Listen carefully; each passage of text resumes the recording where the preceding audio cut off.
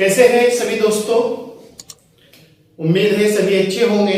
आज मैं आप लोगों के लिए सामान्य कंप्यूटर का टॉपिक लेकर आया हूं और हमारा जो टॉपिक है वो है आकार और कार्य के आधार पर कंप्यूटरों का वर्गीकरण या क्लासिफिकेशन या फिर उनके कार्य क्या है। ठीक है, यही हम सब चीजों को देखना है, यही पढ़ना है और यही हमारे एग्जाम से ताल्लुक चीजें रखती है। तो आइए देखते हैं क्या है। विषय हमारा सामान्य कंप्यूटर और टॉपिक है आकार और कार्य के आधार पर कंप्यूटरों का वर्गीकरण। मतलब कौन सा कंप्यूटर कौन सा कार्य करता है, उसका आकार छोटा है, बड़ा है, मिनी है, बिल्कुल और भी स्मॉल है।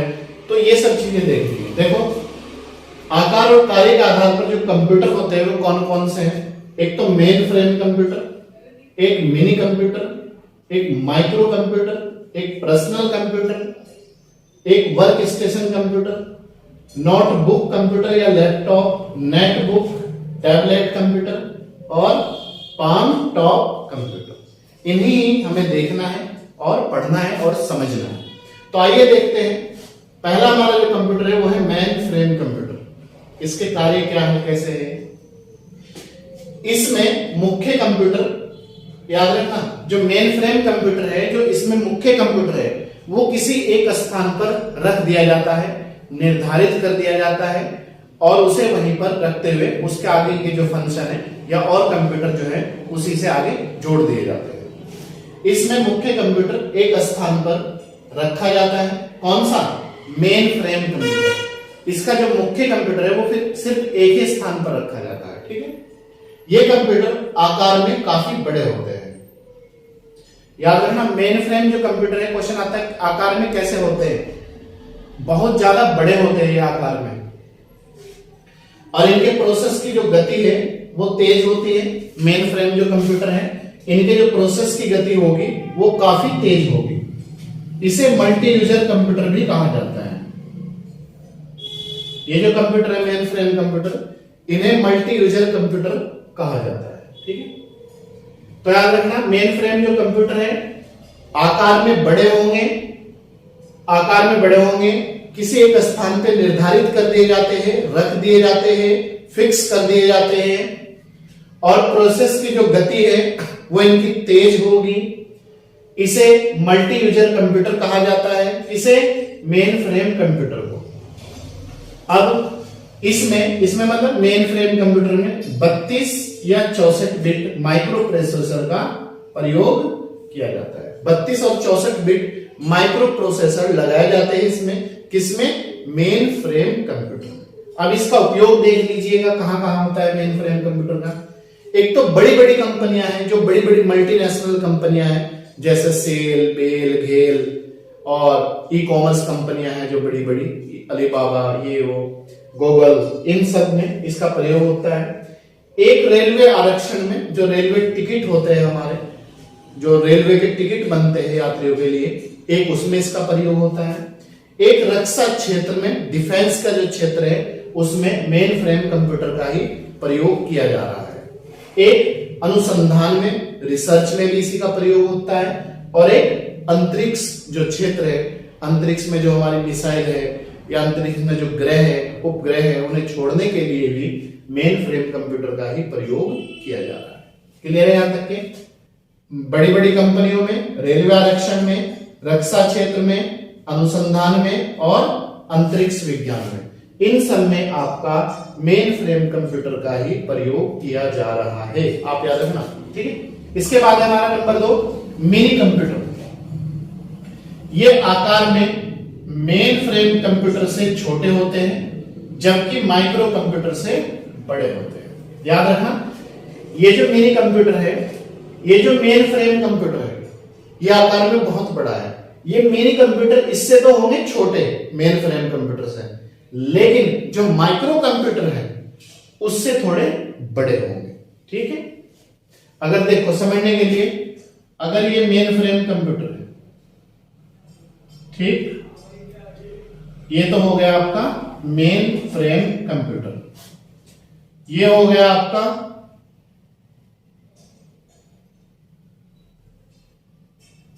Mini computer. और ये हो गया आपका माइक्रो कंप्यूटर। ठीक है, माइक्रो कंप्यूटर। तो ये है, मेन फ्रेम से तो छोटा होगा मिनी कंप्यूटर, लेकिन माइक्रो कंप्यूटर से बड़ा होगा। क्लियर? याद रखें, मिनी कंप्यूटर का जो आविष्कार हुआ था वो हुआ था 1965 ईस्वी में। 1965 में इसका आविष्कार किया था। और किस कंपनी ने किया था इसका आविष्कार? ये किया था डीईसी। डीईसी की फुल फॉर्म है डिजिटल इक्विपमेंट कॉरपोरेशन। डीईसी की फुल फॉर्म है डिजिटल इक्विपमेंट कॉरपोरेशन। तो इस कंपनी ने इसका आविष्कार किया था। और ये जो मिनी कंप्यूटर है, इस पर एक साथ कई व्यक्ति कार्य कर सकते हैं। क्वेश्चन आता है कि ऐसा कौन सा कंप्यूटर है जिस पर एक साथ ही कई लोग कार्य कर सकते हैं? तो वो है आपका मिनी कंप्यूटर। क्लियर है? इसका उपयोग कहां कहां पर होता है देख लेते हैं। एक तो यात्री आरक्षण में, यात्री टिकट बुक करने में, बड़े बड़े ऑफिसों में, जैसे आपका रिलायंस कंपनी के ऑफिस है, और गूगल, याहू, ये सर्च ऑफिस है, या फिर आपका अलीबाबा, इस तरह के जो भी मतलब बड़े बड़े ऑफिस है, या यूट्यूब ऑफिस है। कंपनियों में जो ई कॉमर्स कंपनी है हमारी, उनमें भी इसका उपयोग होता है, और अनुसंधान में भी इसका उपयोग होता है। तो आप याद रखना, यात्री आरक्षण में किसका प्रयोग होता है? मिनी का भी होता है और मेन फ्रेम का भी होता है। बड़े ऑफिसों में इसका भी प्रयोग होता है, और कंपनियों में भी होता है, और अनुसंधान में भी होता है।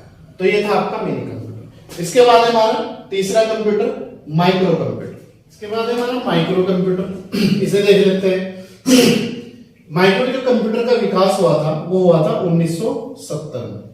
याद रखना, माइक्रो जो कंप्यूटर आया था वो 1970 के दशक में आया था। और इसका जो उपयोग था सीपीयू में, माइक्रो प्रोसेसर का उपयोग होने लगा था। जो सीपीयू है ना, central processing unit, CPU, CPU में यहां आके 1970 में पहली बार माइक्रो प्रोसेसर का उपयोग होने लगा था। और पहली बार इसका विकास आईबीएम कंपनी ने किया था।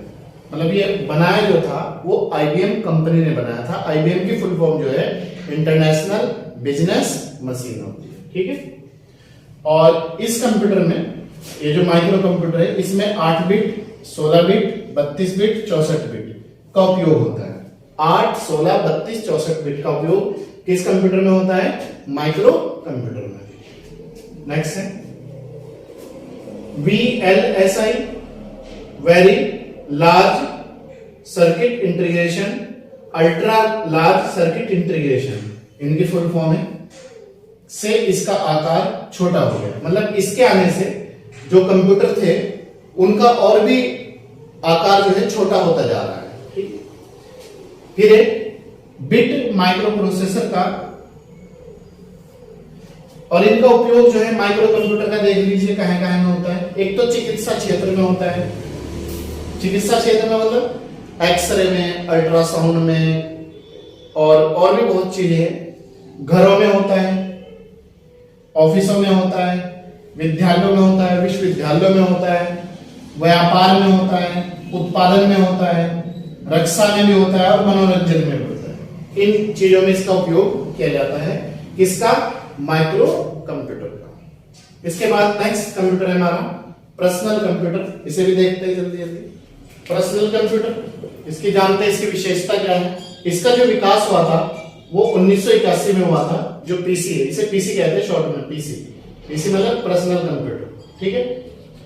और इसे डेस्कटॉप कंप्यूटर भी कहा जाता है।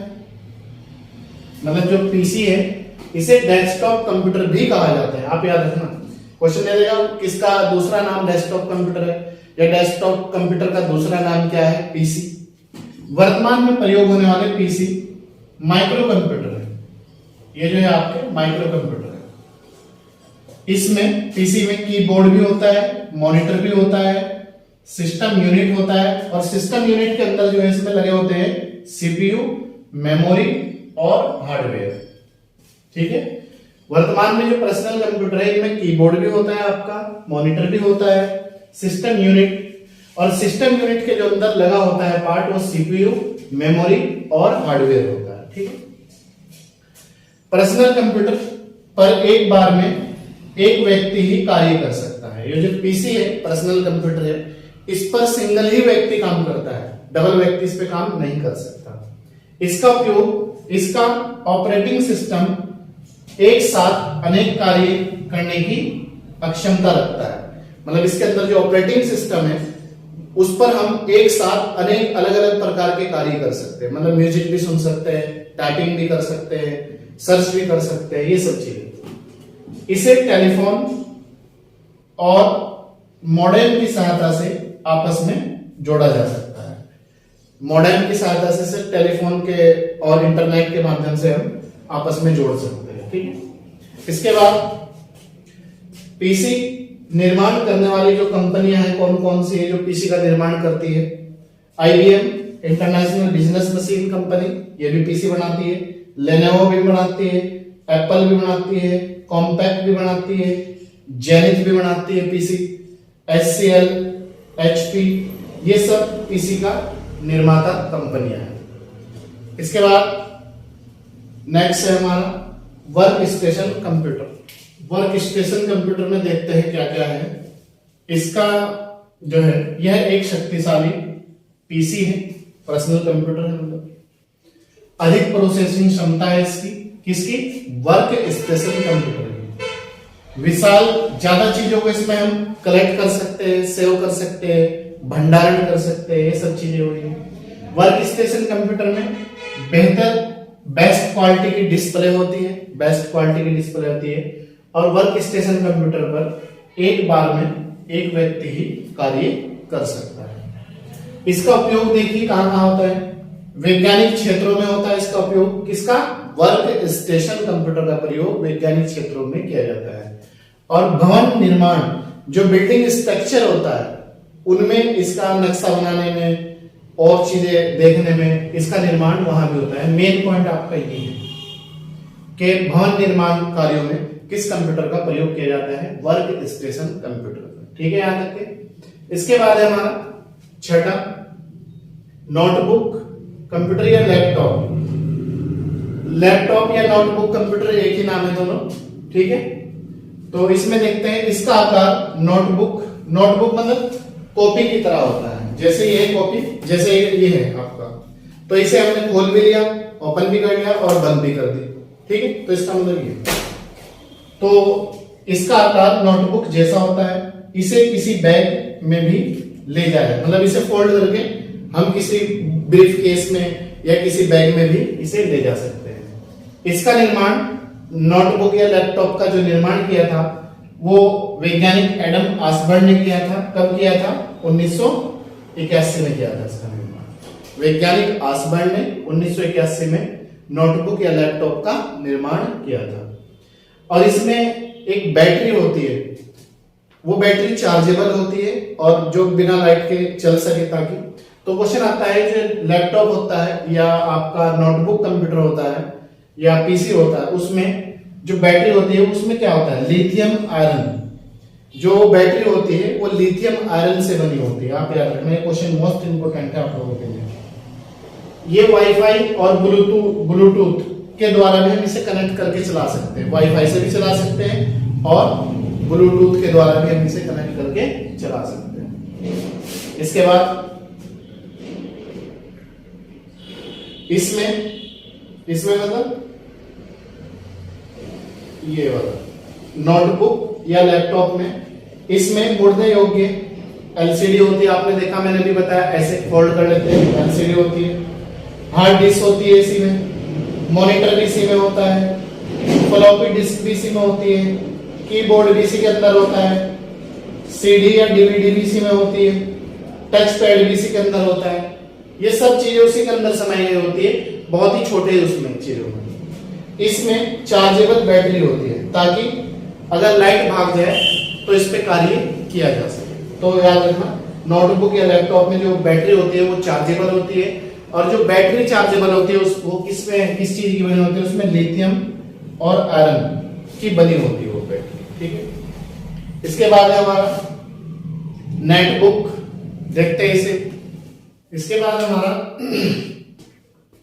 नेटबुक कंप्यूटर है। यह नेटबुक, नोटबुक या लैपटॉप से भी छोटा होता है। जो हमारी बुक होती है नोटबुक, ये उससे भी छोटा होता है। जो लैपटॉप होता है उसका आकार लगभग इतना होता है, तो ये उससे भी छोटा है, ठीक है, उससे भी छोटा होता है। इसका वायरलेस नेटवर्क द्वारा इंटरनेट का उपयोग, इसमें लिख लो, ठीक है, इसमें वायरलेस नेटवर्क द्वारा इंटरनेट का उपयोग किया जाता है। वायरलेस सिस्टम इसके अंदर, ठीक है। इसका आकार व वजन लैपटॉप से भी छोटा होता है, लैपटॉप से भी कम होता है, क्योंकि ये लैपटॉप से भी छोटा है ना, इसलिए इसका वजन और आकार दोनों लैपटॉप से भी कम होते हैं। प्रोसेसिंग व स्टोर की क्षमता भी कम होती है। इसमें जो प्रोसेसर की गति है वो भी कम है, और जो हम चीजें सेव कर सकते हैं, भंडार कर सकते हैं, या इसमें हम डाल सकते हैं, उसकी कैपेसिटी भी नेटबुक जो है आपकी कम होगी। नेटबुक या नोटबुक, इसे नेटबुक भी कहा जाता है, ठीक है।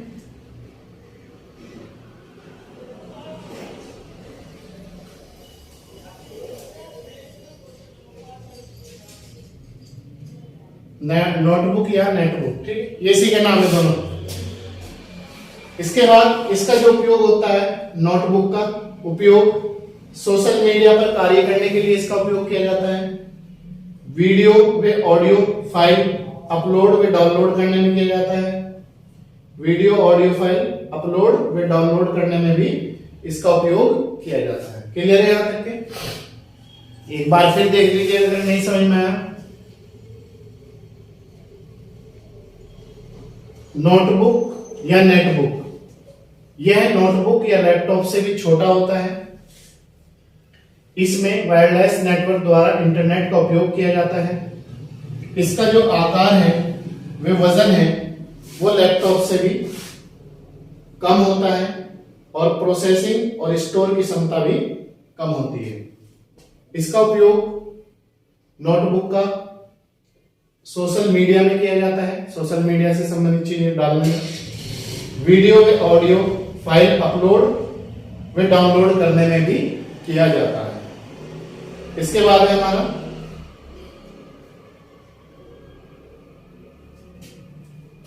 Tablet computer.